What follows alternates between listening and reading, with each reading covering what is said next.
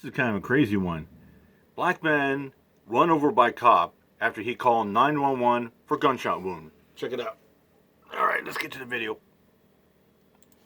Calls 911. 911 comes, runs him over. Put up the picture full mass. The man called the police for help. This man right here. He ends up being fatally run over by the cop. Let me take you to the video first. Here it is. Here it is. Viewer discretion is advised.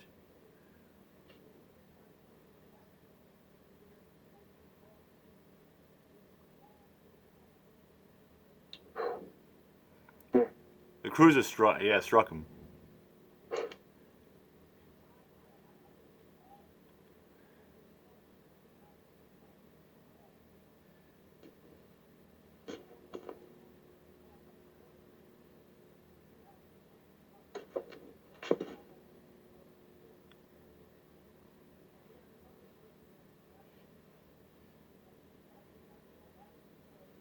The man called the police.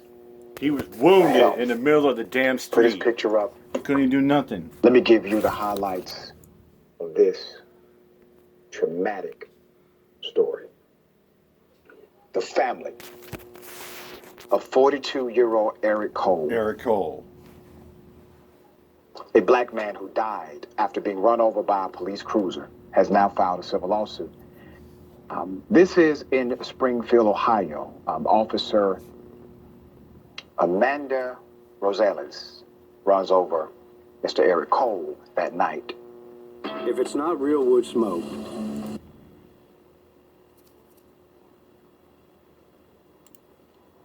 Officer responsible from Ohio and two dispatchers are in this suit for improperly relaying messages about him to the officer. Now, let me tell you why that part is important. We have literally covered cases where young children have been killed by the police. Yes. Police were trigger happy and they should be held accountable for those murders. But when we heard the 911 call, we could clearly hear that the 911 caller did not properly relay the information over dispatch. I have long held from day one that when that happens, that is a contributory negligence that led to the death of a human being. That person has to be charged. You don't need to have intent to be charged with some level of homicide. You can have what's called gross negligence. You're so depraved about what you've done, you're so thoughtless about it, that you have went over the barrier to criminal, even if you did not intend for anybody to die. 911 operators are typically not caught up in the saga. Once it is revealed, they misappropriated information. This time, the lawsuit includes it. Cole called 911 after he was shot lying in the street following a domestic dispute in June 2021. That's your incident. Instead of helping the man, the officer, let's put her up, she ran him over. Look at that. With her city-issued SUV. The officer was allowed to return to work after being placed on paid administrative leave for over a year. She got a one-year vacation paid. One-year vacation. By the taxpayers. After Good one, Miss Oink Oink Pig bitch. Chief Lee Graff and Ohio AG Dave Yost determined, and I quote, his death was tragic, but not criminal. What? Do you believe that? Tragic, not criminal? Get out of here. That's the cops playing a one-on-one. Once again, they're playing games. They charge people every day with what's called non-intent crimes. Yeah.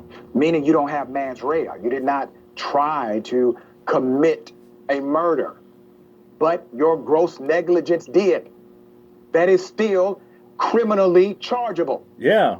There are statutes to do so. Limited, but they are there. Attorneys Ben Crump, dear friend of mine, Michael Wright, and Rex Elliott filed the lawsuit on behalf of Joyce Wilson. And Telly Dennis. Wilson is Cole's grandmother, and Dennis is his son. They filed this against the officer and Clark County dispatchers, Aaron Reynolds and Mary Hurd. The December 14th lawsuit is not only seeking compensation for the loss of life and the amount exceeding $25,000, but for law enforcement to be fully transparent with the family and the public. The lawsuit comes months after a grand jury failed to indict those involved in the case. The attorneys also want the DOJ to step in and review the case to uncover any patterns or practices of implicit bias or excessive force. Because the emergency medics did not know he was hit by the police vehicle, he was never treated on site. Instead, he was transported from the scene by Springfield Fire to Springfield Regional Medical Hospital and then airlifted to Miami Valley Hospital, where he was pronounced dead the following day. The SPD stated in a press release around the time of the incident. Dayton 247 now reported the Montgomery County Coroner's Office said Cole did not die from the gunshot. He was only shot in the arm. He didn't die from that. He died from blunt force trauma to the torso and extremities. He died because the woman ran him over. Yep. That's the reason he's dead. If he decided to simply not call 911, the brother would be alive right now. And this is the perplexity that these things create, especially for my community. There are times we need to call 911, and damn it, we pay for it, and we should. If it comes to it, we should be able to trust that the emergency services that we pay tax dollars for will respond to us appropriately. However, the lawsuit alleges that had the medics known the cop hit Cole, they would have done more to save his life based on the information, and that is accurate. I mean, they've basically said that themselves. They were unaware that he was hit because they didn't relay that information. According to the lawsuit, both dispatchers failed to properly relay the 42-year-old's location to responding officers or to other dispatchers on their radio. That's a violation of protocol. They are supposed to do that.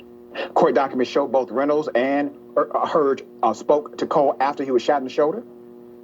He left the place where he was shot and called 911 for assistance. Cole said multiple times to dispatcher, Hurd, I'm in the middle of the street. It's multiple times on this recording. Later, according to court records quoted in the lawsuit, Hurd asked Reynolds, did you let them know he was in the middle of the street? Reynolds replied, I didn't see it. The lawsuit states Eric was wearing a white shirt. Let's put it up. Check this out. Lying with his feet toward the curb. You see that? That's him wearing a white shirt. You can plainly see that. He was visible. You can see that clear as day when you got proper headlights on. For at least 5 seconds, if not more, before the cop hit him. Let me ask you this question. If you're driving or I'm driving so recklessly that we don't see a human being in front of us in the street, and clearly we should be able to see this if we're simply paying attention, do you think they let you go home? Do you think they let me go home? No, not at all. The police report mentions most of the incident details, including the officer being involved in an accident, it says. Involved in an accident with Cole, but did not explicitly say the officer hit the man. Well, she was just involved in an accident. Cole's family was not told about him being run over by the police officer until a day and a half after the incident and after his death, attorney said. Officials said the officer was confused about the location of the shooting and was reading house numbers when she struck the man. Once again, that's an admission of fact, admission of guilt.